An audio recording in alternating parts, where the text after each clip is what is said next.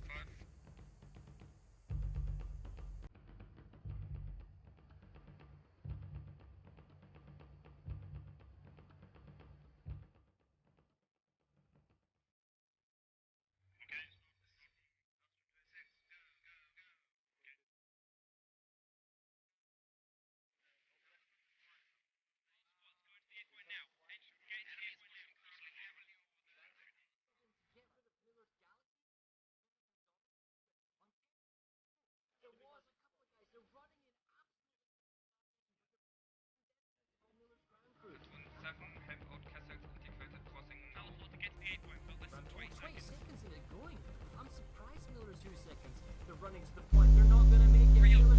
Oh, they're not gonna make it. Woodman takes Teslas. I need someone to redeploy to Chuck Fusion. Grab us something now. They're gonna clean up this Miller Force. There's no way that this Miller Force can hold for 3 minutes under sustained pressure from Woodman.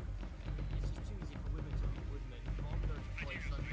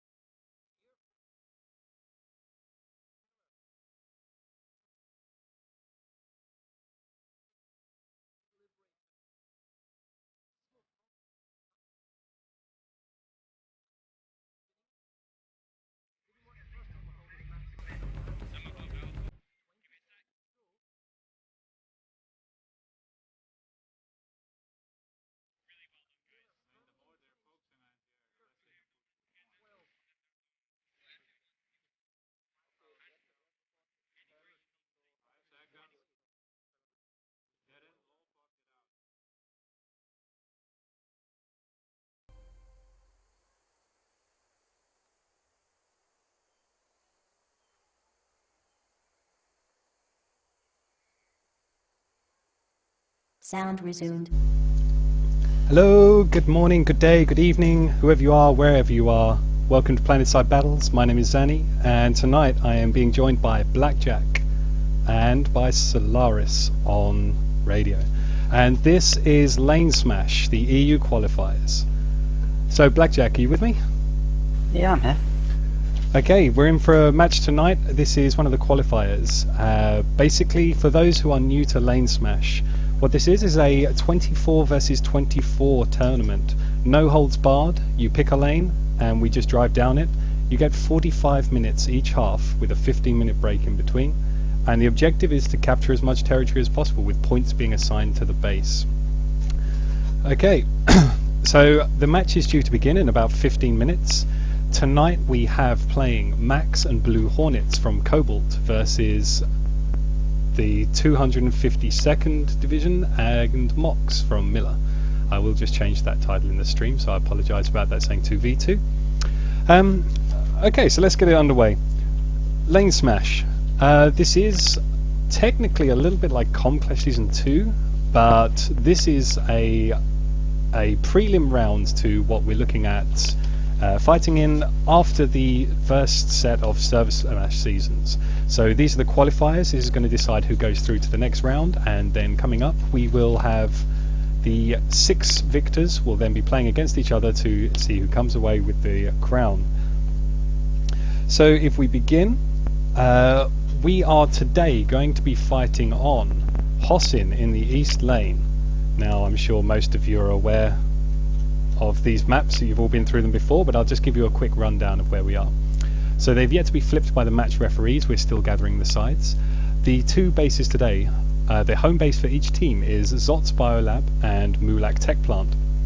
You begin with 24 people in each hex, and the objective is to drive towards the opponent's home base. In the beginning, the only vehicle that can be pulled for each side is 1 Galaxy. That is it. You cannot pull any other vehicles. So what this in essence means is that if you are going to be pulling aircraft, you're going to be looking at pulling them from the terminals, both on the Biolab as I'm demonstrating. You can pull them from the bases, but most importantly, you cannot leave your lane to pull vehicles. You cannot go over to these side satellites and pull from there and get in. The only place that you can pull vehicles from outside of the lane is your starting warp gate for Galaxies. This stops people who've got the tech plants with having a much higher advantage, because as you know, realistically that's the only place you can pull from in there, and it offers too much of an advantage on here. So, beginning of the match, we're looking at 24 people, 1 Galaxy. We need to be a bit more inventive. You're going to need to get to these sorts of bases down the line, and you're going to be looking to try and secure an early advantage. Often in these matches, the faster you get ahead, the better it's going to be. You can see a wide variety of different tactics used by multiple outfits, and we have done already across the matches. We've seen some people who favour vanguards heavily, some people go for air dominance, and some people just generally try and duke it out inside the bases and make those infantry kills count. So let's start talking a little bit more in depth about the teams. Obviously, we have one from Cobalt, one from Miller, which is nice to see some people fighting across those servers. If we start with a little bit of background on the Miller teams that are playing today, that's the 252nd Division and MOX.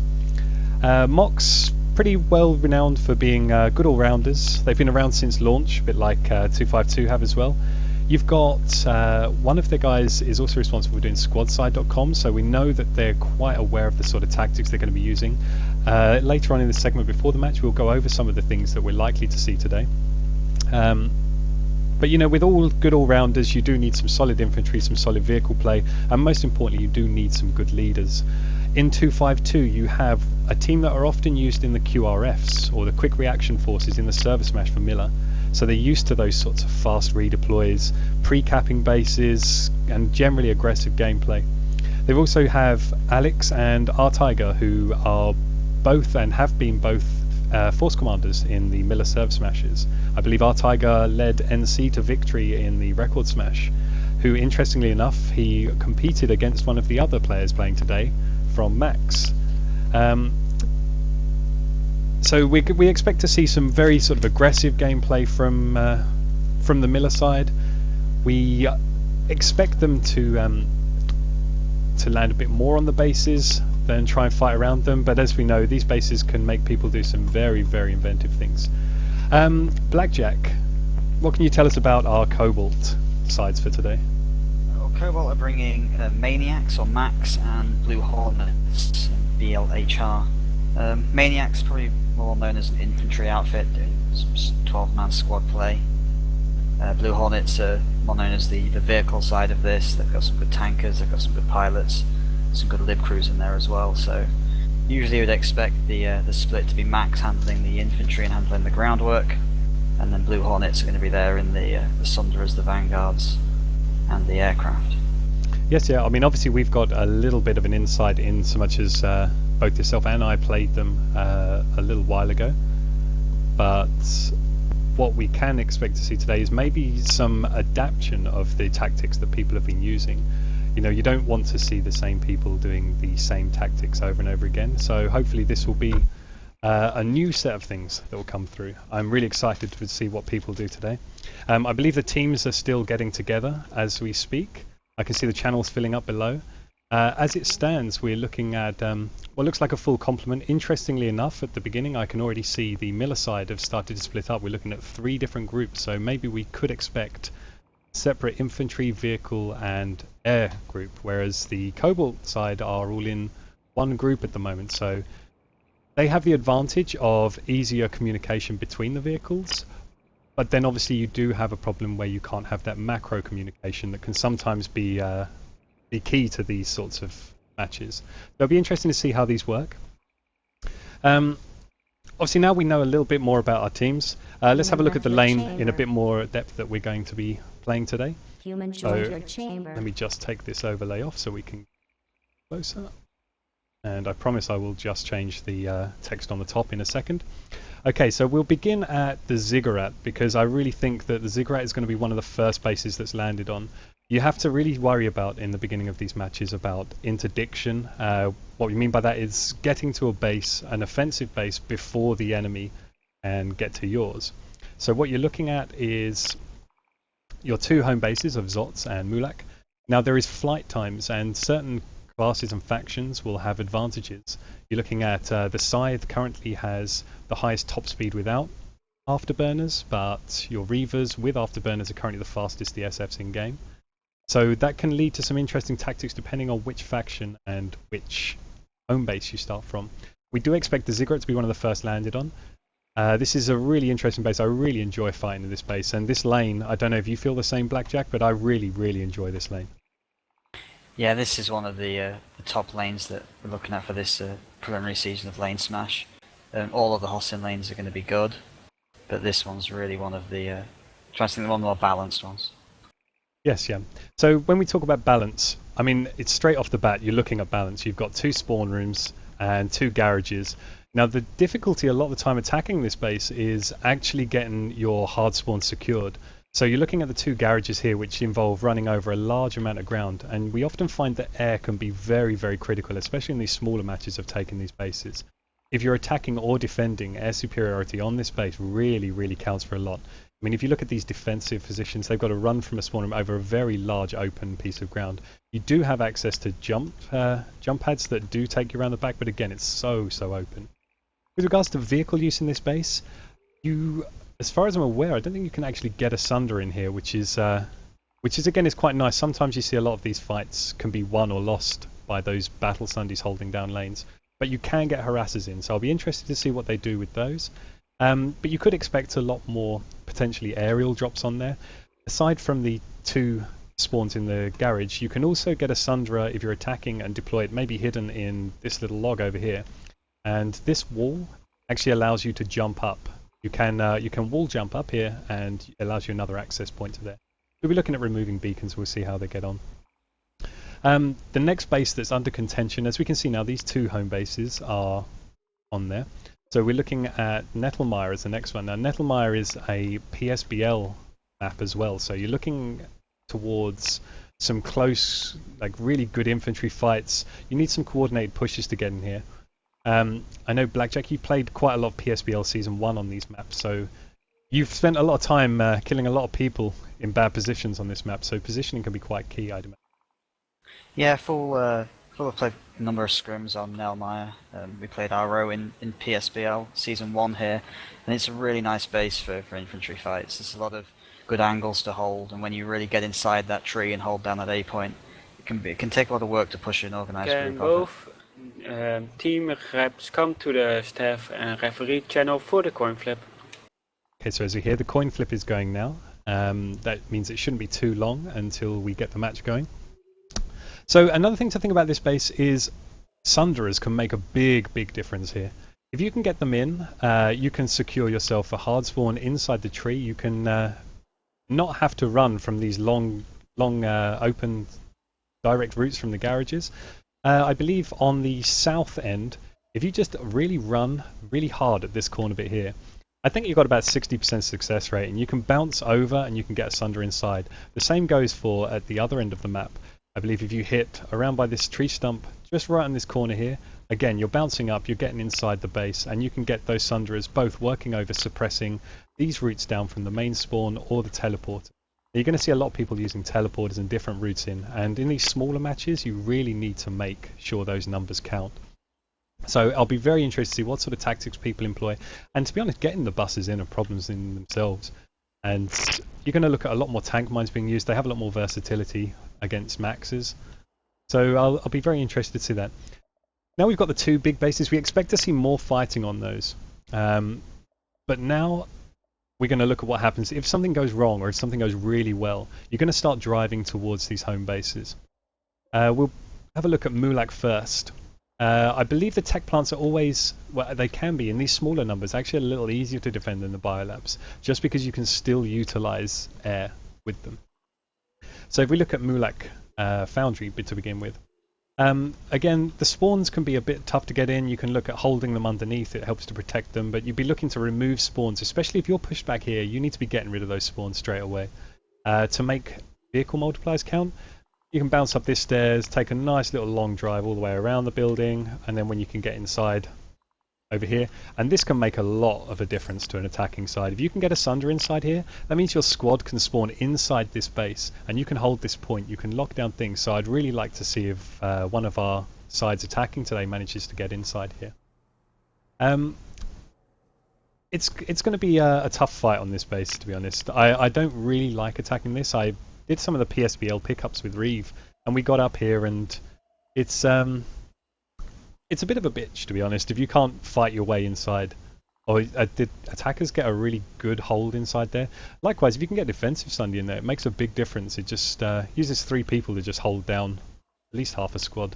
So those sorts of force multipliers are what we're going to want to see today. And then finally, let's have a little talk about the tech plant on this end of the lane. A normal tech plant layout, you can GSD very directly into the vehicle bay. You don't have to go around the houses.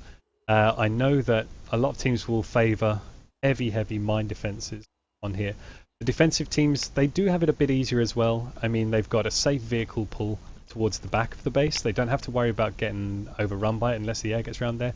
We were looking at getting a spawn up either at the double doors here or even getting one just inside. I mean, the longer you can hold a spawn in the middle, you can hold that a bit more defensively. I know they can prove really tough to take. The attacking sides, they're really going to have to look at getting in between that A point and that spawn room. So we'll look and see what they can do today. Okay, Blackjack, let's move over to the Zots end of things. I know we had a good go in previous games going down here, but we'll have a quick glance over the lane. We're looking at a few minutes now until match start. Just so everyone knows whilst I'm flying over, today I am going to take the VS viewpoint in the first half, and then I'll be switching to TR in the second half. Mainly because we've got something interesting today. When we begin these matches, a side normally picks their own faction. So we have teams like Max and Blue Hornets play on Cobalt NC, so they want to primarily play as NC as their prime faction. Now a lot of the time you don't have conflicts, but sometimes conflicts appear. So the way they do it is they will make a side play one faction, their main faction in each half. So one side gets to choose their faction they play in that half, the other side chooses their starting base. So I think this might be a first for us in the LaneSmash so far. I think so far nothing's really conflicted. We've had a few matches cancelled because of not enough people, but Blackjack, what would you say would you pick as your strongest faction? I mean, I know when we look at server smash, NC gets favoured a lot. Do you think that really makes as much of a difference with the weaponry, the max usage, and the ESFs in these sorts of matches? Maybe a slight one. I mean, if I was asked to pick the favourite faction for any team, my first thing would probably be what they play on live. A lot of things come down to what you're used to, especially if you've got like Max and Blue Hornets. You know, these guys both play NC. They're both playing on live together, so playing VS or TR as their primary faction would just be a lot more training and a lot more work for them to get used to everything. NC, I'd say, probably edges out the other two still. Mainly for its vehicles more than anything else. I would always favour that over VS. Yeah. So do you think that when you say vehicles, do you think that Vanguards can make such a big difference on this map over the Mag Riders? I mean, are we going to see a lot more Vanguards today? I think if you're getting pushed towards the tech plant, Vanguards might come into it. Then you can start trying to pull one from the tech plant, defending a move like Foundry, and try and come around behind it, get these Sunderers destroyed. I think that's probably where Vanguard's going to be the most useful. And apart from that, just the speed of the Reavers gives you that edge in getting to these bases first. Yep, so, like, I mean, I personally am playing VS in this, and I know NC is favoured quite heavily, but I think we've noticed a pattern that people are picking the factions that they play on live, regardless of what might actually benefit them. I think what you're used to is actually a bigger advantage in some of these situations. Oh, definitely. I mean, you've got to, these things require a lot of practice. It's not like a server smash where you're getting, hundreds of people to play the same faction for one day. In here, you've got 24 people who have to start to really learn bases and learn the tricks. Be good at infantry, be good at vehicles, and be good at the air combat. And then it just comes down to practicing. You're always going to want to favour the side that you can put the most hours into. Yes, yeah, I'd say the same. And how much does practice actually count for these sorts of things? I mean, I know ourselves, we spend a lot of time on these bases, really figuring out how to make things count, where you want to be, like where you can really make the force multipliers count. That's pretty much what I think a lot of people are trying to do. I know in the beginning, we've started to see through the matches people developing really decent tactics with dealing with. Yeah, so I think for air and for infantry, form comes into it more than practicing. If you're in form and you're playing regularly and having a good day, then that's all it really takes. For vehicles, I think it's completely the opposite. It's all about practice. It's all about knowing the base. It's like you've gone over knowing how to get these Sunderers quickly into a base. You don't have a chance to do a second try. You need to hit that right spot first time and get into this base. Well, speaking of getting to the bases, we're now looking at Zog's Agricultural Lab. So right here where I'm looking, this is just begging, absolutely begging to have a Sunderer just popped up here and just chucked inside this A point. I mean, I don't think I've seen like any other base that just desperately wants to have something inside it. It's very susceptible to camping. I mean, the air is allowed to leave these hexes. I mean, we're not looking at them circumventing the whole map, but you don't have to be as strict on this. So they can look at using a lot of this cover. We have seen in other matches people utilizing galaxies that are hidden from spawn rooms, such as up on this location, and firing down.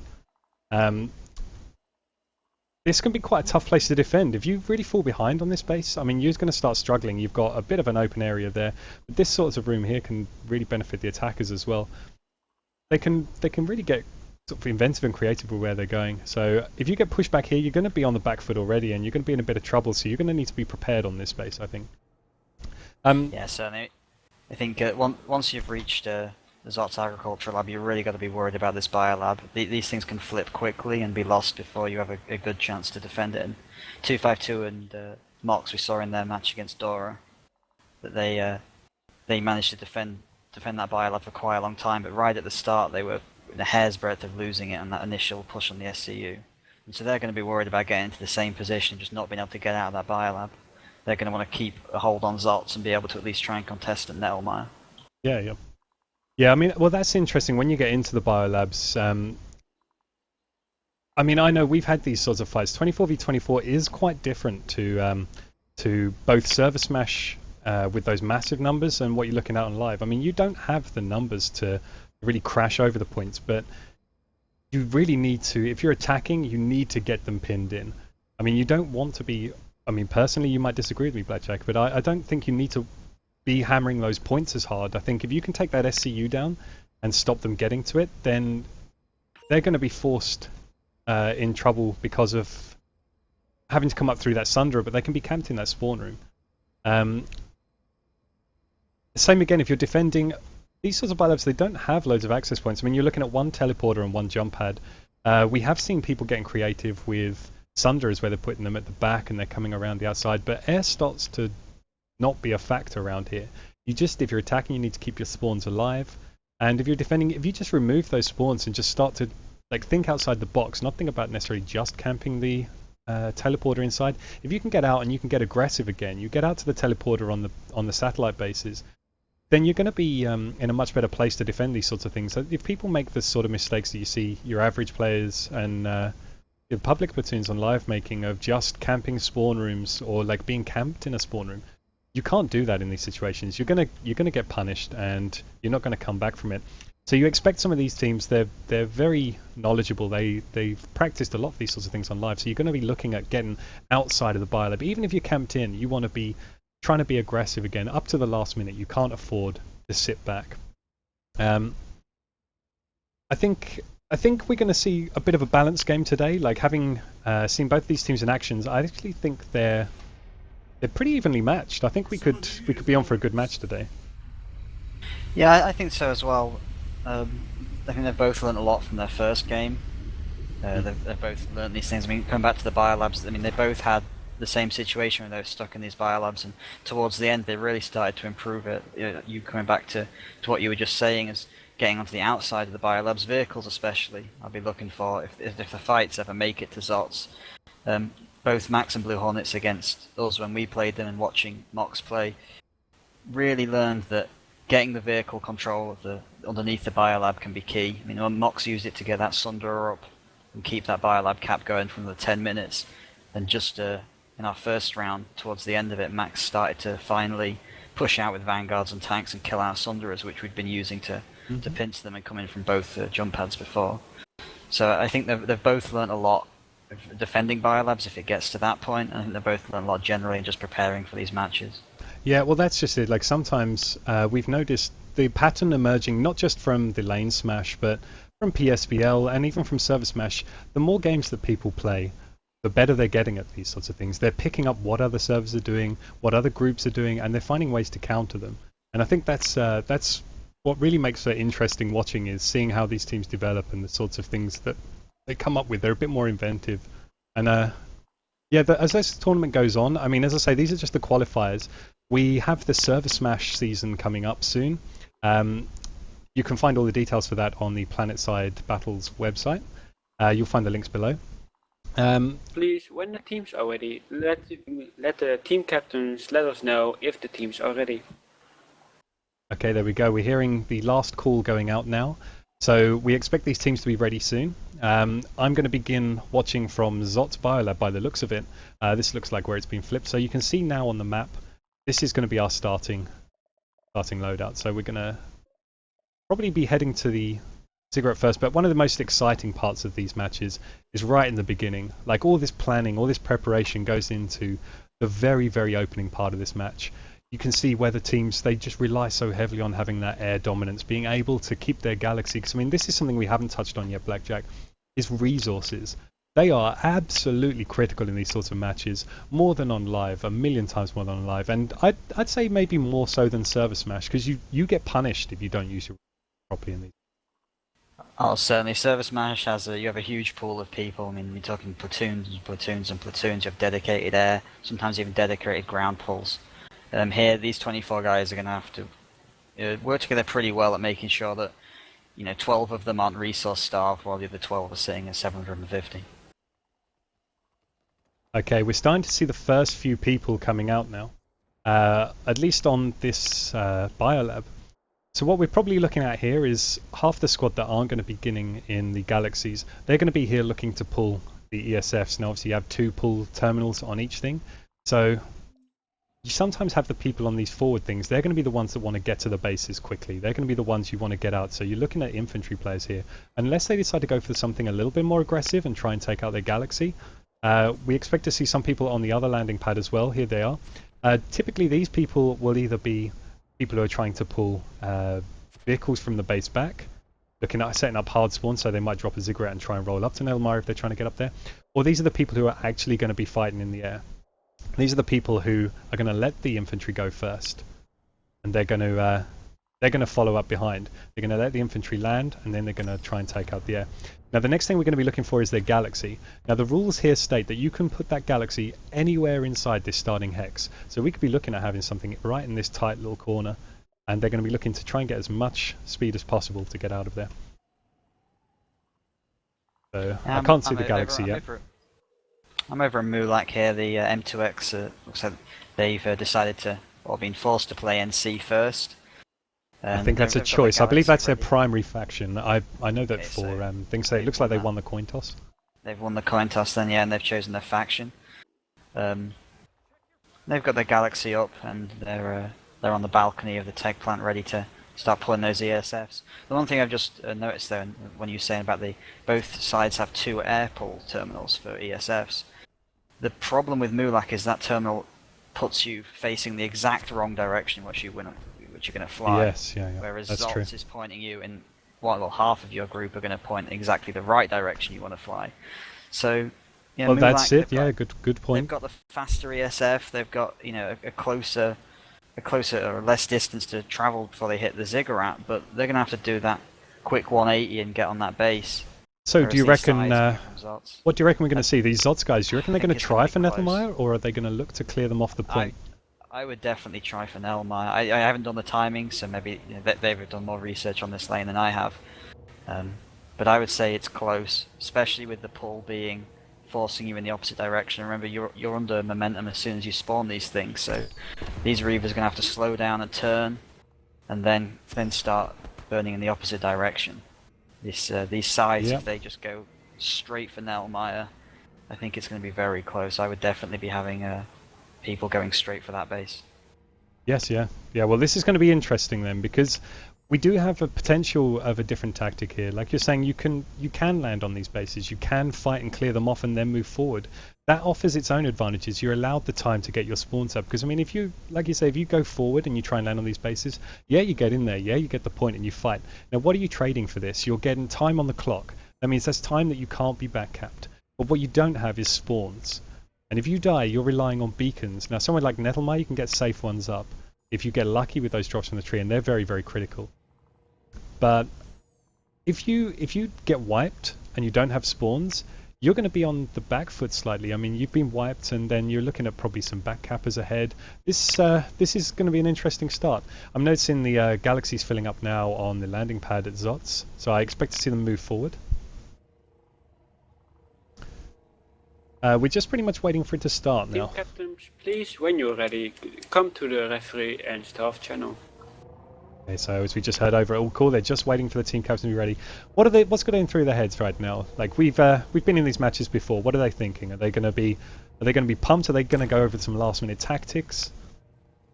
I'd say they'll be going over last minute tactics. Everyone's going to be nervous, just trying to get people to remember what their jobs are, especially the ESF pilots, the vehicle guys. About half their team probably won't have anything specific to do. They'll just be told to get in a galaxy and move. The other half are going to have a very specific job, and whoever's their platoon leaders for these teams are going to be going to those guys now and making sure they know it in and out. Yep. So it looks like we have had a bit of a delayed start here. I do apologise. Nobody hates listening to my voice more than me, so you've done very well to stick it out so far. I don't know about that. So I'm just going to have a quick glance at the TeamSpeak channel. It'll give me a bit more of an idea of when they get up. It seems that we've so far got one member from each of the leading teams in the referees channel, so I think we're not far away from beginning here. So we've got 45 minutes each half, or if you camp these bases first. We're looking at Zots, Biolab and Mulag Tech. Now realistically, if you're pushed back there, you're in trouble. I mean, you're going to be fighting the rest of the match, holding off these people. So let's hope that we don't see anything too early. I believe we've only had one major base taken so far. I believe that is just one Biolab. I think it pretty much stays solid all the way through. You're honestly, Dora and Viper just both took a Biolab. Oh yes, of course, Dora did get down. as Yes, well, I remember yeah. watching that a bit. It was close, and it was to the end that they did break through in the end. Yeah. Yep, that's true. Okay, so let's have a quick word about like who's got through already. I mean, we've had some matches, we have had some casualties as well, so we haven't been able to play every single match, but we have got through some of the matches so far. Obviously, the first team to go through were Viper and Jest. I believe Mercenaries have already gone through on a buy as somebody cancelled. FOG and RO from Miller, they were able to get through. Red Mist and Bling went through after their opponent pulled out, and Dora have actually had to play 2 matches in this prelim thing, and they've won both of those, so they're one of the few outfits along with I think Mercenaries and potentially one other who are actually fielding 24 people from one outfit. This was an interesting rule. We should probably cover this now. We're seeing a lot of outfits play together. Those both from Cobalt and Miller are aware of who these outfits, and you might be asking why. They're big outfits, so why do they feel the need to join together? And I think it comes down to depth more than anything. We saw problems with the first PSVL season. People can put the teams up for maybe 1 match or 2 match, but real life happens, people start to pull out, and then you find these teams, they either can't field their strongest sides or they can't field a side whatsoever. So the rule was adopted this time that you can either enter as a solo or as a joint team. Now, the benefits of joining as a solo, you were allowed 3 friends to play with you. Now what that means is anybody who you want to register as your friend and play on your side. If you are a joint, you're only allowed 1 friend. Now, I don't really like the term friend, Blackjack, because we picked you to come into our our really team. friends, Yeah, and that doesn't really sit well. So we'll just call it an acquaintance or a mishap. But Dora, I prefer. well, there was also the other rule that you have to be in the outfit within 3 months. Now that's quite a problematic rule for a lot of outfits. I know many outfits struggle.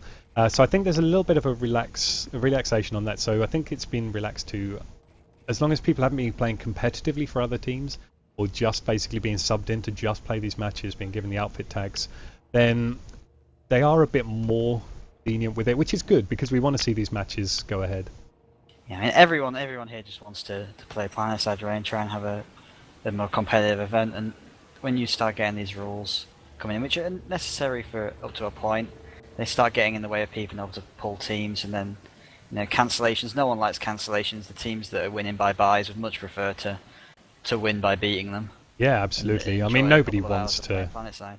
I mean, at the end of the day, the outfits that are involved, they want to have fights here. They don't want to be going through on a buy. They want to be challenged. And I mean, we're seeing quite a nice, healthy culture of a lot of these teams are playing each other separately. They're having scrims against each other. They're trying out different tactics, and they're just getting a feel for what their opponents potentially could be, which has its advantages. I mean, we could talk now about the lag potentially. I mean, on these servers, let's not forget we're in EU and we're connecting to the east coast of the United States. So we are getting some lag. I mean, I think I'm running at 130 ms, which I know for some people on Cobalt would be happy enough with that to play there. But what sort of differences does this make to Europeans playing on this server, Blackjack? I've never had, and I don't think that Jaeger produces that much of a problem in terms of its base ping. It's where you get problems is when you occasionally get one or two guys in your team that will just connect and have a horrible connection to it. They're just, we're not talking about 150 or 200 ping. We're talking about 500 or 600, and getting a poor connection with Pakilos to it. And it's been better as time has gone on, and certainly it's more stable than it used to be when we first started playing scrims and server smashes on it. But it still happens, and that can really be crippling when you get your two bad players two good players rather might turn up with a bad connection, and you might be relying on these guys to put in a lot of work for you on an infantry or in the air, and that can cripple what you want to do. Yep. So as I understand, we are struggling. I think a couple of people are just waiting for the last minute people to come in. So I apologise for the late start on here, but once we get underway, I can assure you this is going to go very, very quickly. So let's take a little break from this for the time being whilst they're moving until they come up. Let's have a little talk about what potentially could be coming up change-wise this month. I'd like to talk about the Stealth Cloak Sundra module. Now, as I understand, this is probably going to be implemented this month. Now, what sort of an effect is this going to have, not only on LaneSmash, but we're looking at server smash. Is this going to be a big change, Blackjack? I think it's going to be a big change in that people are going to be trying out a hell of a lot of stuff with it. From there, it's going to be how effective a lot of that is. There's certainly, people have had ideas of all the various ways they're going to use it. Some of them have been interested in things you're looking at, maybe for server smash, maybe for LaneSmash. Some of them have been more along the lines of how to troll people on live. So it's just gonna come down to people testing out these ideas and trying to find out what works. Well, let's think about. They're obviously practical uses, but they're not the most fun things in this game. So let's talk about it. I know myself. I sat on PTS for a while, and I was trying to do as much sort of inventive stuff as I could with these sorts of things. I created roadblocks in the middle of nowhere, just forcing things to pummel into them whilst you had vehicle squads behind, which is quite interesting. They don't cover mines, which is a bit of a shame, because I was really hoping to cloak some mines and then have people running over those. But if you think they cloak C4?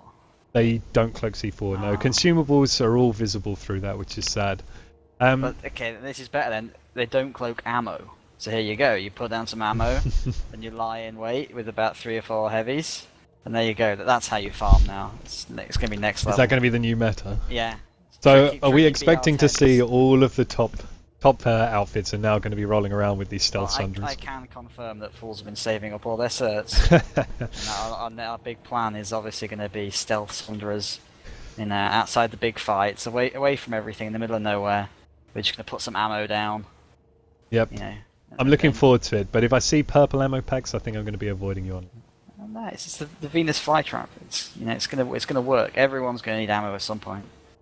The old honeypot, is that what you're banking on? I think. What do you think of the recent changes? I mean, obviously, just for those who don't know, Blackjack is and has been Force Command quite a lot for Cobalt. Speaking on this, actually, before I forget this, because this is a nice little interesting bit of trivia. Within the 252 team, you have both Alex and R-Tiger, who are both known as Force Commands for Miller. I mentioned earlier that R-Tiger took control of the record smash for the NC. But what he also did was took control of the Cobalt versus Miller match, the last one. Now, I'm still a little salty about it, but I'll try and soldier on through this. Now, on the other team today, on Max, you have Halo Spud, who was the Cobalt Force Commander in that match. So what we're looking at is a slight meta here going on, that you've got Force Commanders fighting each other. And I'm going to be interested to see how this plays out, because we're looking at people who should be very tactically adept. And they, I mean, Miller, if we see the same sort of thing, we're going to be expecting some sort of fast movements and some decent tactics. Cobalt are well known for their planning and their strategies and implementing those. So these are the sorts of things I'm going to be looking for today in the match. But I mean, would this be playing through your mind? As a Force Commander, if you knew that an enemy Force Commander was on the other side, would you want to beat them just that little bit more, Blackjack? Certainly if we had a bit of a grudge going, like these two, not even false commanders, I said have played against each other. So you're probably aware of it, and you're probably looking to get one back over. Yeah, them. maybe just one up. I mean, yeah. I know that both Halo was the representative for the NC on Cobalt in the Record Smash, and I know that things. So maybe there was a little bit of. I'm sure they've had meetings before, so these guys are probably aware of who each other are. So maybe in the future there'll be a little bit of bragging rights they could be fighting for. Maybe there's a bit more at stake here than just qualifying for the LaneSmash. I mean, you find sometimes with different servers playing each other, there's not too many bragging rights, and generally we're all. It's all good. It's all good-natured, you know. We're not looking to put one over another outfit particularly. But you know, behind closed doors, we all get in our team speaks afterwards, have a couple of drinks, and make our jokes. So I think they're going to want a little bit more. There's a little bit more than maybe. This is the Neon Alcohol. Match will start in 30 seconds. Okay. Oh, fucking hell, we're at game time, boys. 30 seconds to go. So.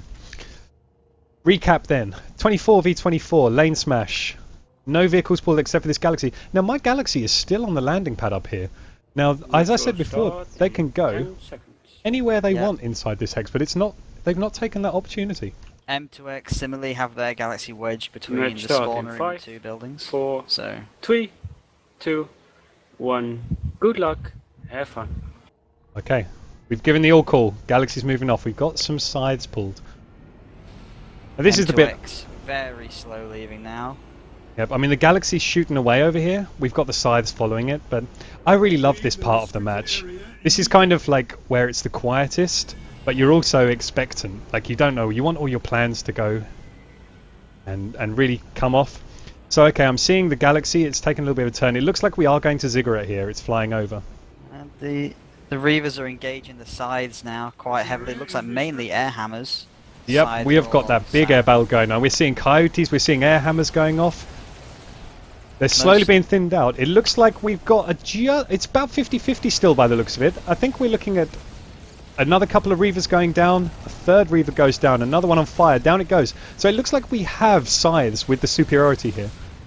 And yeah, and M2X have hit the point at Ziggurat. It looked like Max have played a little bit safe, didn't try and rush those sides onto the point. They were kind of held back. Okay, let's go and have a look in here then. So we've got the point. We're looking at breaching the point here. The air does belong to Max, but the point belongs to 2v2 M2X. So we're inside the room now. We've got medics getting people up. They did drop a Max as well. I mean, these aren't free like you get in the server smash. If you pull them 15 minutes before, I mean, maybe they did get these ones for free, but you need to make these Maxes count. The first Max goes down. We've got one Max hiding in the corner. Let's go and have a look outside the room. They're stacking up now. We're seeing a breach. They're going to get this point back. I don't think we have to worry too much about this. But do we see any spawns coming up? I mean, we're not looking at any VSs. Are you seeing any spawns? M2X have moving 4 walkers under result. They're trying to thin out this area a little bit, but 2 of they're deploying and they're getting spread out. Yeah, that's the point cleared now. The Max has gone down, so they're just going through a little bit of red wars. The point hasn't flipped yet, so they're still competing it. I can't see how they're still keeping this active. Yeah, there's also... have we got a problem like we had in the last server smash maybe? No, they're still active on the point. I know there can sometimes be a problem with locking out lanes that the points don't flip, but this is still being contested here. I'm just going to come in as promised to Solaris and say that our third caster, Solaris, has got his cam working and should be in channel. Okay, so at this point we'll introduce Solaris as well. Yeah, hi guys. I'm inside the point at the Ziggurat, and there's just NC dog in the corners. They're not getting rid of them. Yep, so we're seeing a little bit of a stacking up towards this this south side, but they're going in a bit piecemeal. You'd like to see them a bit more solid. Nope, there we go. It looks like they've cleared them off the point. Finally, we've got done. So what are the NC doing? Have we got Sunderers coming up, or are we... They've got Sunderers in the garages. They've deployed some Walker Sunderers outside, protecting the area a little bit. But there's nothing trying to get around the sides. I was expecting to see more Sunderers around the back and the sides around A. Then trying to just get light assaults up to keep that point contested and make them look in 2 directions. Yeah, good point. So what do you do now? The Cobalt outfits, Mix Blue Hornets, they won the air. Like they defeated the other air, but they're not allowed anywhere near this base. These Walker Sundies are really stopping people. We're starting to see some Hornets coming in now. I can hear them, but I can't see them. Clearly running stealth on that. But they're engaging with nose guns at long range. Now this is what you've got to do in these matches. If you cannot have the air, you have to deny. Now we're seeing these sides are not being allowed to make numbers count, the aerial superiority. We're slightly pulling back. We do have spawn set up. That means they're pushing in now as infantry. We see them slowly coming up. Now we're going to see gathering up. And they're coming around if you look to your east, your south side. Yes, I see them now. On that high ground now. Yep, so they've got up on the high ground now. They're going for a little split attack, but it's still a bit one-dimensional. That's quite a soft group. There's Yeah. only one heavy in there, I think. Yeah, let's have a little look. They are medic balling. We're looking at 1, 2, 3, 4. There's lots of medics, maybe one heavy, an infill running around, but they're looking to medic ball onto the point. So what do you guys feel about this? Would you rather run with more heavies, or would you rather have more medics in this sort of situation? It goes with what you feel. I mean, Fool and Arrow scrimmed a lot. We scrimmed at MAHR, and against us they really liked the tarball of 12 medics or 10 medics and a couple of heavies, and it was really effective. It was one of the most annoying teams to scrim against because of how well they ran it and how well they drilled it. And if M2X have practiced this, if they've been running this on live, if they know what they're doing, they can certainly compete. So we're starting to see them bedding in on this point. Now what do you do here? We've seen before they got into the point and they waited in the corners. Is this the right thing to do on these bases? I mean, at the moment we're just seeing the VS are slowly pushing up. I mean, Max and Blue Hornets are slowly getting there, but M2X are holding here. They really need this Sunder on the east side to get light assaults up onto this high ground and just give another dimension to this attack. It's all coming from a long way from these Walker Sunderers in the garages. But they have done their job though. They're not letting them get farmed by the air on their way up to the route. I mean, that's the hardest thing about attacking here. That's it. I mean, they need these Sunderers out here, but I think they could have spared one to move around either to the south or to the east side, closer to A. Yep. Then just get these people that die outside of the point that can't be revived by this medic ball, and get them into the battle quicker as light assaults. Well, as we mentioned before, like we're looking at these Sunderers that you can place out here, and I know you said light assaults, but you can get any class to jump up this wall, and that gives you a really short route, and the air can't make it count. So maybe they haven't practiced this, maybe they just can't get it up there, maybe they don't want to use the resources. But we're currently seeing a small exchange on the outside, but Max and Blue Hornets aren't getting into this point at the moment. We've got 2 minutes 30 left. It's really interesting because there's a lot of guys on the road fighting between Sunderers, Mag Riders, and Raven Maxes. Oh yes, here we go. They're really trying to get rid of these Sunderers now. Okay, well we've just seen one Sunderer pop. So we've got another Mag Rider that's operating out here. Now we know that the Blue Hornets guys are good in these sorts of vehicles. It's a very hard base to make those sorts of things count, but they can take these Sunderers out. But they've seen one. Have they seen the other Sunderer in this garage? Or did they think that was it? That's it. They're running out of time on the ground as well. I mean, they're down to 2 minutes now. They're mainly coming from the main spawn room straight from the north onto A. I'm not seeing too much push across from the teleport room. Yep, so, but I mean, you've got to make a decision here. Do you use vehicles or do you use the numbers? We've got a gal drop on the point now, okay, this will be it. But it wasn't a lot of people. We're seeing them drop in piecemeal, 1, 2, 3, 4. Not many, but the ones who've already dropped earlier have been wiped. M2X just called a really good grenade spam out of the doors as that gal drop hit. You know, they all hit the ground and then 6 frag grenades just explode near all the doors. Yep, these doorways are really getting hit hard. I think they're going to get the point here. Yeah. Do you think VS are coming back in? The Galaxy's keeping things alive. Still there, and they're just dropping out of it constantly. Yeah, this is clever play from them. This cannot be hit by the anti-air, so anything they've got set up outside is not stopping this Galaxy. They've finally got this spawn that we were talking about that's a bit closer to the south that gives them more dynamic. And if you get wiped, you can just keep pouring into this point, and that's what they're going to want to do here. So you've got 50 seconds left. You're M2X. What are you doing now, guys? Do you think you're going to hold this? Do you keep slamming it? Yeah, just trying to hold. I mean, every second counts. I mean, even if you only get to 30, it's still more time that they have to buy back and gives you more time to. I think it's literally going now. Yeah, they're just pushing on. But they've bought themselves a good 3 minutes now. They can reset. They can get their Galaxies back in the air and get these Sunderers moved back up. Hero medic inside the. There we go. That's the last one. Still in the southeast, southwest garage. Yep. So we still have VS. Now they're stacking up here. Look at these. Well, can you see them all stacking up here? They're going for a big push. I mean, they have to defend from the outside. There's no way about it. They're using a Raven Max to fight infantry, but I suppose that's for lack of other vehicles to fight. But we're starting to see the push now. They're all coming up. Here we go. They bring in, I think there's 2 Maxes coming in this time. Now, this isn't good range for the Maxes, but they're going to be looking to get up to this building as soon as possible. I'm seeing a distinct lack of archers as well from VS, where I have seen the odd NC running with one. And Well, they it's brought a probably one of the burster max. Is that burster? No, it is a burster. They're bringing a burster max up to the point here. It's an interest. It's a bold move. Let's see if it pays off. I mean, I don't know if it's going to be that effective, but they might have correctly identified the thing that lost them that point was this galaxy just sitting overhead. Yeah, maybe. Oh, there's a big explosion as they come to the top of the hills. Those maxes go down quickly. Medics are coming in now. They've got to kill that heavy before they get this max up, or they're going to get wiped. Yeah, here VS have just positioned themselves a lot better. They're more spread out. They've had a couple of light assaults on the roofs, just getting in behind them, trying to cut them from 2 different directions. Yep. The it does look like the NC are flanking. Yep, well, you want to see some pushes coming from this other spawn room. Like, they need to have a couple of people holding it. Come in, look at this stairwell. They're just standing on it. Just one person can really do some damage there. I mean, the NC are trying to get around on the flank, but the problem is, like, it worked well for a start, but they didn't have anything to hold the rest in place. So as soon as they got up that side stairwell to the south, the other VS could just run on that low ground and cut around behind them. Yep. NC back on point. Not many. There's one heavy inside this room. So looking at the map, we've got a couple of medics outside. Oh, who's that? Who's just come in? Yeah, but VS Heavy just cleared off the last of them. So the point's back here. Now, are they going to stack up and do it again? Can they afford the resources to come in? Because this is what we've got to look at. There are maxes in this base. We see 2 of them outside fighting these vehicles. Do you want to be doing this with your maxes, or do you want to be using something cheaper? Because that's the same resources as a mag rider there. Sorry, as a Vanguard. I think their max usage has been okay. I mean, realistically, from the NC, they're pushing aggressively. They've got good 3 minutes, before they have to worry about defending a base. So yeah, of course. Pulling an extra max or 2 here, as long as you're aware of what you're doing. So here we go again. I hear a Valkyrie. We're going in for a Valkyrie now. 6 drop on. This is a clever play. 6 drop on point and a push under smoke cover coming up the other side. I mean, I can't see them, but I know they're there. Yeah, this was a much better play. I still don't know if they're going to be able to breach this high ground, but the Valkyrie drop was timed now with a push up these stairs. Yep.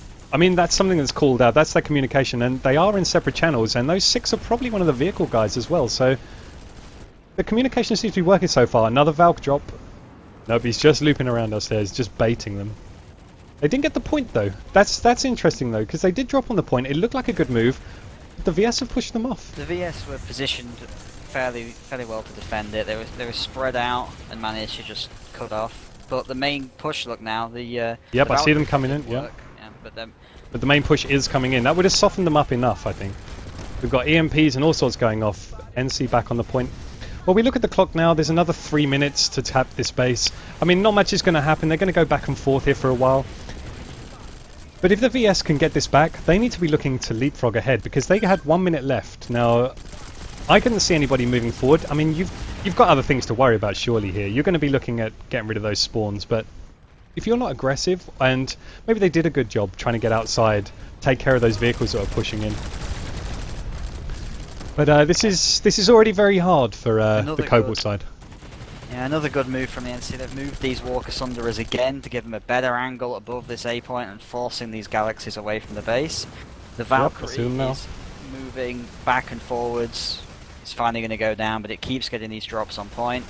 Yep, that is some anti-air that's building up there. We got 2 Walker Sundays. I don't know if they're fully manned. It just looks like they're 1 out of 3 on those, or 1 out of 2, whichever one you want to look at. But they do have 2 Burster Maxes. Again, this is there's some resources that are sitting there. Yeah, but I think this looks like it's the air has essentially disappeared for NC. They're putting their resources more into these Walker Sunderers. Again, a legit tactic though. I mean, you. Here's something for you. The VS are already at the MAHR gardens, so as soon as that defends, they're going to 1 to 12. We see them. I'm looking at them right now. It's an infiltrator with a beacon up.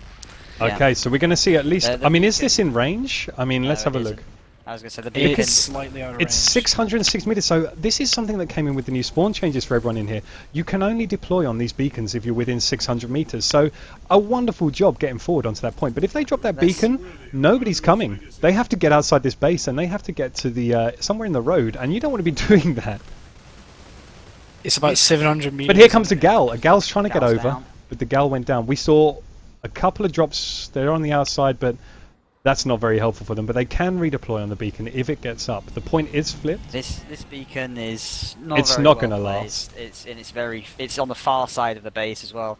Those guys spawn. Yeah, I'm looking at the beacon now. Like all the way it's across. it's Yeah, tough. they should have put it at the Sundra Bay. That's 600 meters roughly, and it would go down, but at least you can use it. Yep, of course. I Yeah, mean, this like is- if I sit on this this is- Thunder Bay now and have a look back to the previous base, let's just say the teleporter room, which they can go from, that's 486 meters. They can drop on these sorts of things.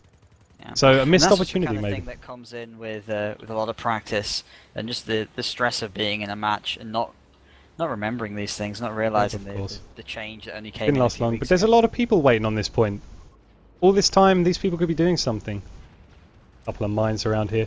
Now, have we got any Sundras coming up from the VS? I see something going around. They're trying to go around the You've got an outside. NC Gal going back to the Ziggurat, and it's made it through. Well, these Walker VS Sundays are outside. still in the road. It's got a full squad Yeah. onto the Ziggurat again. Yep, here they come. Gonna have to go back. Yep, so this is what happens. This- You make those plays, and if you don't make it stick, you're just right back where you started. I mean, those Sundras are still in the road, those anti-air Sundras. VS now, though, are putting Sundras in the base, so they can give themselves some more things. They want to defend these bays. They do not want to be fighting over this point anymore. Yeah. And this is the problem with it's a much more dangerous time for when you've just capped the base, because you try and push out, you try and get that advantage, and that's when they come behind you and get this cap started. So now they might get another minute, another 2 minutes on this cap timer. But it's all Whereas time they're not before they had no defending. choice. Like, this is really, really good aggression by the M2X guys. Yeah, I would say M2X certainly seem to be more on the ball with reacting to what they're seeing. You know, when they get pushed off this point, the Galaxies are coming in, the Valkyries are coming in, the Sundras are moving up once they're destroyed. Well, it's just relentless, isn't it? I mean, what do you do right now? You're playing VS. What are you going to do? 30 minutes left in the match. I mean, you've got to make that stick, haven't you? You've got to get the point back. You have to make it stick getting up. So do you send somebody ahead? Do you say to somebody, look, go back to the biolab, get a Reaver, as an infiltrator, get a Mulak and get a Sundra. Go and hide it in that bay. Then they can get ready for their Valk drops, but they need to secure those spawns before they start going. They need to get over there quickly, and they need to be able to do it efficiently. Because if they don't, they are just coming right back here again. Yeah. The one thing I'm thinking, looking, the air has pretty much died down to nothing. You're only seeing a couple of sides and the odd Galaxy trying to get over this base. M2X have been really good at denying with these Walker and Yeah. Bursters. I mean, that needs to be But to be pointed out. honest- These walkers are critical, because if you can't win the air, because we do have an interesting thing in LaneSmash, you have some exceptionally skilled pilots. Some of the best pilots in the game are playing in these matches. Now, if you can't beat them, what do? You just sit in a Walker Sunday and they can't get over the base. And this is clever play by them and really making these multipliers count. And saying that the VS are still trying to pull these scythes though, and I think that Oh, they need to. lovely slaughter by that guy. So I've just watched an infiltrator just take out a Max, just absolutely outplayed him with his cloak. I think I'm finally seeing the sides with roll pods to be a little bit more effective against some of this. The PPA didn't really seem to be doing that much. Well, we did highlight at the beginning how powerful air can be on this, but obviously we didn't really touch upon how powerful anti-air can be on this. Yeah, M2X have invested a lot of resource into this anti-air as well. Pretty much Well, anything that's that it. you would consider as being, M2X's air has been put into simply Walker Sundras and Burster Maxes. And have you seen yeah. a VS Max yet, anyone? No. I mean, I've seen one Mag Rider. I've seen a few Sundays pulled, but they're not expensive. So we're 15 minutes into this match, 1/3 of the way through. Now M2X have gone very, very expensive early. These Sundras are driving back. Are they expecting to be on the back foot now? Are they going? M2X they've got their people on the point. They're ready to defend this. I think that they're just looking to Well, regroup. Yeah, that looks like it. So we're going to take a little while here, but this is not going to help them, I don't think. I think they still need to be keeping the pressure up, but it's too expensive for them. They can't keep the nanites, and they can't do this for another 30 minutes. Yeah, I mean, to be honest, if I was M2X, you're looking to try something different now. They've been hammering away at this 15 minutes, and they keep getting on the point, but their Sundra positions, while they're good at keeping the enemy air away, aren't good enough at actually taking this base. It's too far to go. They're trying medic balls, they're trying Galaxy and Valkyrie drops onto this point, but it's just not enough. They need to start coming around onto this south side and east side, getting these better, closer Sundra positions up.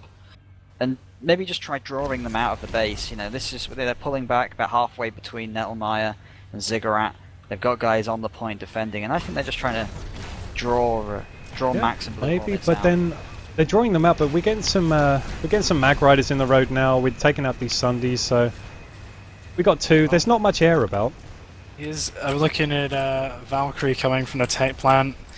He's flying low through the trees, and I think he's probably going to try and drop Where again. are we going? on Left? Ziggurat. What side are we going? The north or the south side? Sorry, this Valkyrie. He's flying along the west edge of the lane, basically. Okay, so he wants to be coming. He's going to sneak hear around him. over the mag. There we riders go. in a We minute. see him now. He's sneaking round, so I'm following him. He's got past one of the scythes there. And there's also, it looks like oh no, that's the gal that's up there. So he's got around. He's going to drop on this point. Yep. So yep, again. But the point's already flipping before the drop. So there go the people. Into the point we go again. So we begin again. A beacon up on the thing. That's not going to last forever, but it gets them some It's spin. getting a bit desperate, really. I mean, they have just beat Max and Blue Hornet to capping Nettlemire, but I think they must have some resource problems, because I was looking at the warp gate and I saw some population emerge, but no gal, and then I saw it appear at the tech plant, and then a Valkyrie appeared. So they are. So is this a good strategy then by the Max and the Blue Hornets? Are they holding out these resources for the time that counts? Because M2X threw a lot of things at there. Did they throw everything? Have they got anything left to do anything? Or did they just regroup for another 10 minutes, get those resources back and go again? Let's find out. I think right now they're not too worried about resources, but they've got to be watching those counters and make sure they don't go any lower. If they keep this up for another 10 minutes and going full at it with Galaxies, with multiple Sunderers, with Burstamaxes, then they're going to be in a problem for the last 20 minutes. But as long as they watch it, I think they've got enough to push another 1 or 2 attacks. The NC have hacked the anti-infantry turret at Ziggurat, something you hardly ever see used. Well, that's again critical. If you can get a Sunder up. Okay, we've got a defensive gal coming in. Well, coming in. I think trying to get in the room by the looks of it. That's pretty intense flying there. He was looking at the rocket. We've seen this before. This is a solid gal placement, and the air now starting to work over these people getting in. Can hear walkers outside still. Here come the walker buses. So we've seen this before. We've got a gal on the other side. We've got a walker bus pulling into the garage. So is it round 2? Difference this time though. There's a Sunderer at the garage at Nettlemire, and there's probably about 4 or 5 guys in Nettlemire Gardens. So if they defend it this time, I think they can move over instantly. If they defend it. They've kind of given the game away though with the random VS heavy spamming a lasher at the nearby Sunderer. So I think by now they're aware that there's some VS on this base by the most sneaky attack ever. Well, I mean, they say that there's 2 Walker Sundays and Max is moving straight up to Ziggurat, pretty much ignoring the guy in the bay. Maybe that they're just trying to buy for time, so they don't have time to worry about that. We're just going for Ziggurat, but it might have been worth taking them out. Yeah, potentially so, but sometimes they get missed, and I mean, this is what we're talking about, the Sunderer modules as well. I mean, they don't auto-spot anymore, and they're not as easy. You've just got to expect them. We're seeing a big push by the NC up the other side now. Now, we know that they don't come through, so they have gone through the slightly more obvious side. This anti-infantry turret is trying to work over them on the stairs, but I am seeing 1 dead. Well, they've often been called the most powerful thing in the game. I think the one person who got killed by them once is a Now little on salty Reddit. by it. Yeah, he's on Reddit asking for those nerfs to come through. Phoenix anti-infantry, 2 OP, buff maxes. Big pop, I believe that's the gal that just went over the top of my head. But we've got maxes in on the point again, 2 of them. So here we go again. Let's get more time on this clock and let's see if they can get pushed off. The VS are getting quicker and quicker at reacting to these though. Yep, yeah, I can see the air as well now. They just can't stop them. They've actually worked out to get round this backside and start working over them.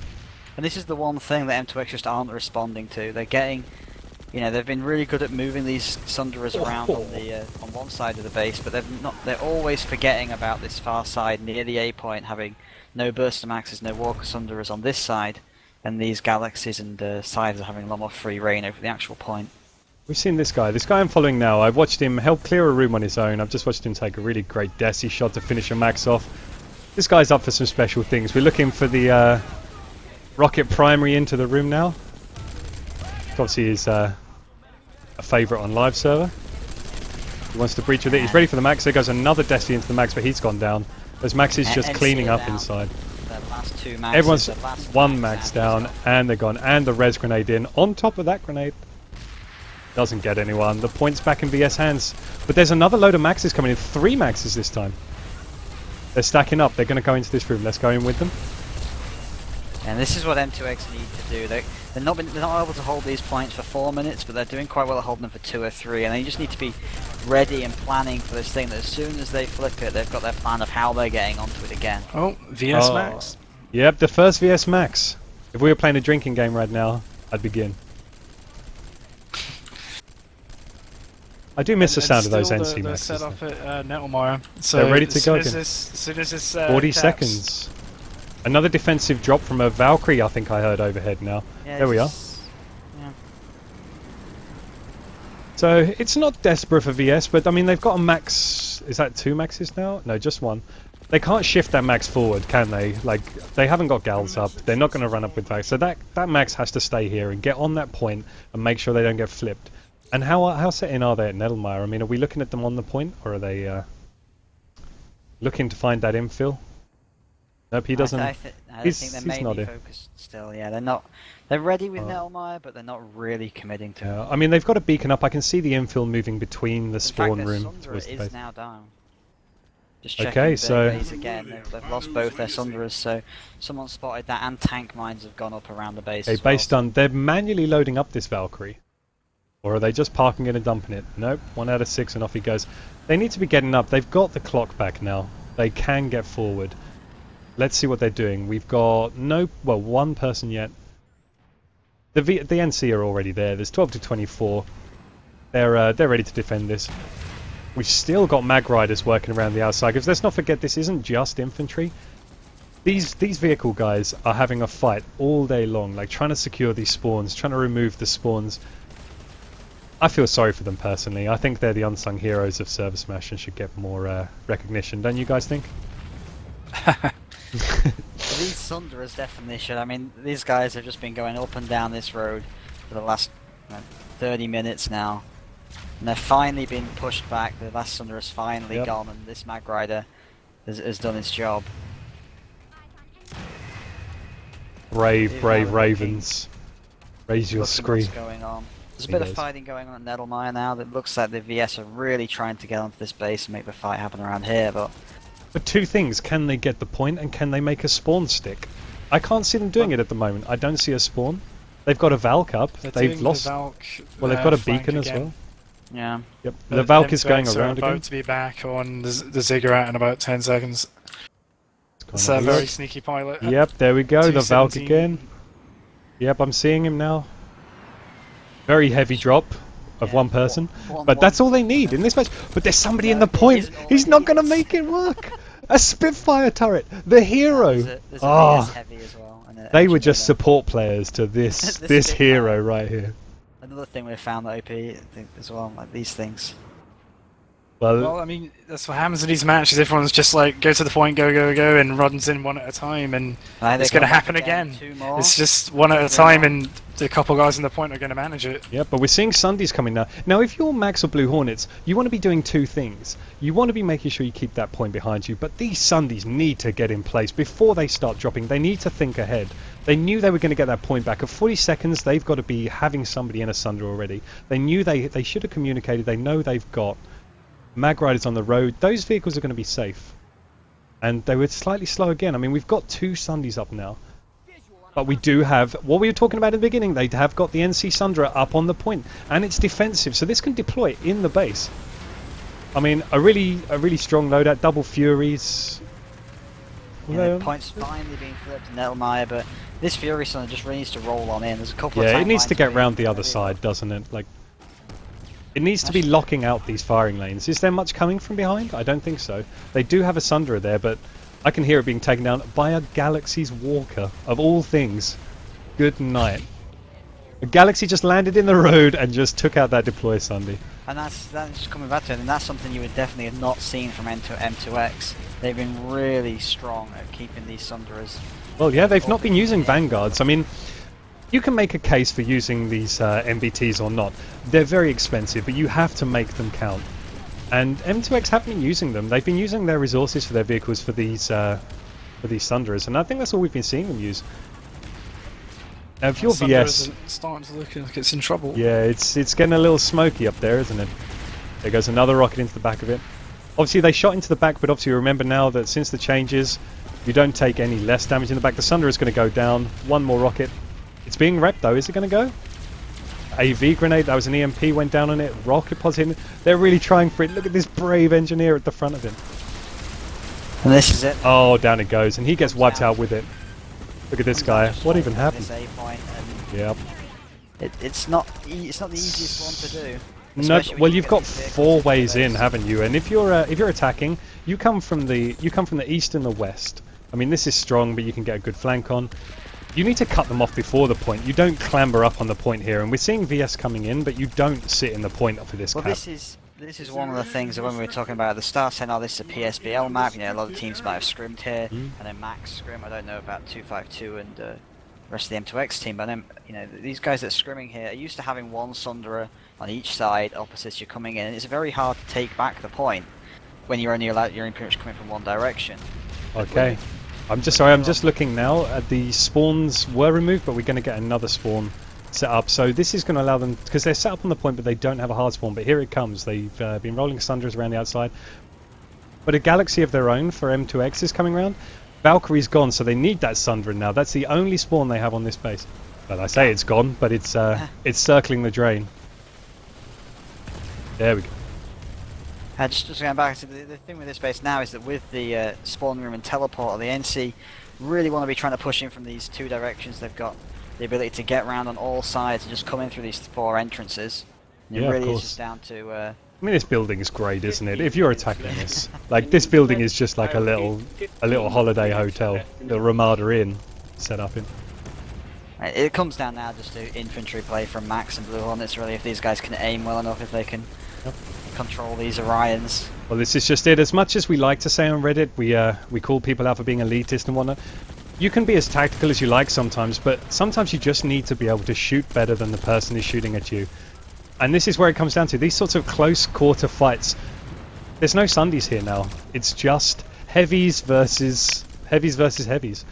No Max is being brought in from the other side. I suspect they're a little light on resources now. Yeah, this is, like you were saying, you know, if maybe they have starved themselves by throwing all these Sunderers, all these Valkyries, Galaxies, and well, Maxes. we've got 1 minute on the cap now. We've still got the spawn up. It's going to be a long minute. Oh, yeah. This isn't a New York minute, is it? Whether this is going to pay off, they've been really aggressive at getting him into this spawn room, and it's paid off actually. Yep, we see people coming forward now. He's coming from that direction. Yep, 1, 2, 3, 4 Maxes. This is desperate. So, if you had an Archer, a nice EMP, a lovely grenade to follow this up, would pretty much start cleaning out some of these medics.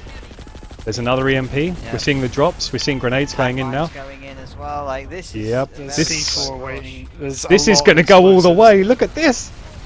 They need. I mean, I'd love to look at it, but it's smoky. Get in there. They've gone. Yep. I can't see anything inside there. It's honestly, it's like the SOM inside this they're room. On the point and yep, they're in. Yep. The smoke cleared. I want to know how many people actually got on to that point, to be honest, first, because the Maxes just seem to stand around for a good 10-20 seconds without I can't killing see anything else from the NC at the moment. I just see them all inside this point. But now, we were talking about the Ziggurat and them taking time with the clock. Now the VS have 3.5 minutes. What do you do with these 3 minutes? They need to get their Sunderers defended, make sure they're repped, make sure they're ready. Their Sunderer, in fact, just despawned, so they lost their hard spawn. I guess the guy spawned. Oh, yeah, he's probably pulled another Sunderer. Oh, that's it's a shame, really. It happens, but you just lose that focus for 1 minute. You think that somebody else needs to take those over, don't you? You need to open it up and pass it. They still have one on the south side, protected by a Mag Rider. Yep, I see them here. Losing that second spawn option is might come back to hurt them. Are we going to see tank mines going underneath this Sunday now? But he's down before he can set them off. But the Sunday's gone anyway. That was good play by the NC. I'd love to see that Mag Rider get into the base, personally.